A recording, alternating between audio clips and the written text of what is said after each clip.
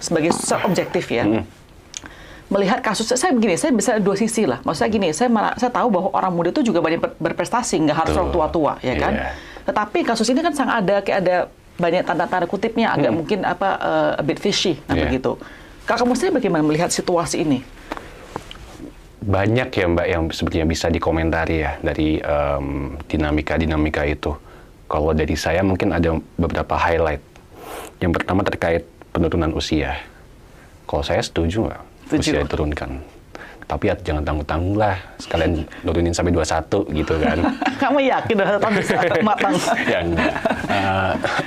Tapi ya emang karena besok juga kalau kita bicara by data ya Mbak Grace, dari DPT sendiri ataupun bahkan dari bonus demografi sendiri mayoritas kan emang anak muda. Jadi emang dari pemangku kepentingan dan pemangku kebijakan pun juga sejogjanya itu diisi juga oleh orang-orang yang memiliki relevansi yang sama. Entah itu orang yang memahami permasalahan anak muda atau emang anak muda itu sendiri. Jadi kalau soal usia sebenarnya saya mendukung Mbak. Cuman ada beberapa aspek tertentu yang saya rasa itu mencederai suatu proses. Mungkin ya orang-orang memiliki pendapat atau pemahaman yang berbeda soal itu. Cuman kalau dari saya pribadi ya Mbak, ini in my humble opinion, kalau saya itu memiliki sebuah atau mencapai sebuah kenikmatan secara absolut, itu di saat saya benar-benar merasakan journey-nya. Tidak motong shortcut, tidak pakai shortcut.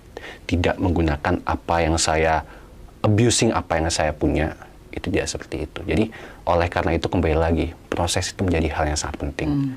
Di saat proses itu dilaksanakan dan kita belajar dari proses itu, saya yakin kok masing-masing orang yang melewati proses itu akan terbentuk menjadi orang yang lebih baik.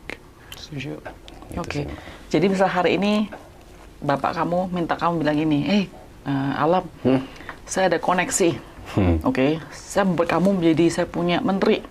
Nanti saya bikin caranya gimana lah, kamu jadi menteri. Kamu nggak tertarik? Ya, kalau jadi menteri mah ekstrim banget Mbak Grace. Yang lain deh, contohnya kalau jadi menteri ekstrim banget. Oke, bisa jadi apa lah, jadi bupati lah, gimana, gitu. Apapun itu juga. Bisa atur lah, pokoknya umurnya diturunkan lah, kualifikasi apa-apa segala macam. Kamu nggak tergiur?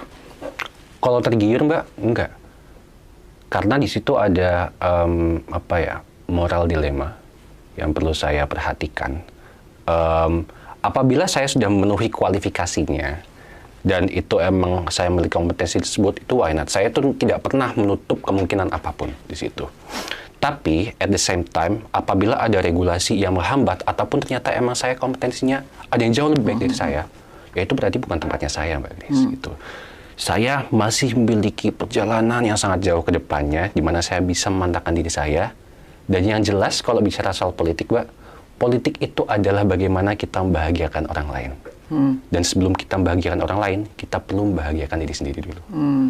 Jadi, untuk sekarang, yang saya gambarkan di masa mendatang adalah untuk politik, maybe, tapi bukan sekarang. Saya mau cari uang dulu, mau cari kebahagiaan diri sendiri dulu, karena politik bukanlah tempat saya untuk berkarir, tapi tempat saya untuk mengabdi. Oke. Gitu. Tapi kalau contohnya bapak kamu menginsist ya bahwa Alam, saya perlu suara kamu lah, saya perlu dukungan kamu secara politik dalam hal ini gini-gini, apakah kamu bisa akan terpressure, terbeban untuk ini harus mendengarkan ayah kamu dan melakukan hal tersebut? Oke, ini agak hypothetical question ya. By the way, I'm not saying that bapak kamu gitu kan. Ini hypothetical banget, benar. Hypothetical question. Kalau misalkan kondisi seperti itu, which I doubly likely it will happen gitu, saya itu punya keputusan, Mbak.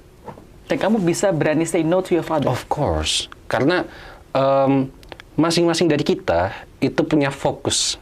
Bapak saya punya fokus, saya punya fokus, bahkan ibu saya juga punya fokus masing-masing. Of course, we will support each other. Tapi di saat fokus masing-masing yang kita punya itu clashing to each other, di saat itulah kita perlu berkompromi dan diskusi. Karena ya, hubungan saya dengan bapak saya, hubungan saya dengan ibu saya, we are very close. So we can talk about anything. Bahkan diskusi yang sifatnya quite rational and quite, berat, itu juga mereka sangat terbuka gitu dari situ. Jadi emang menurut saya itu sifatnya paksaan itu nggak, kemungkinan terjadinya itu kecil sekali. Karena satu lagi sih Mbak, yang cara orang tua saya mendidik saya ya,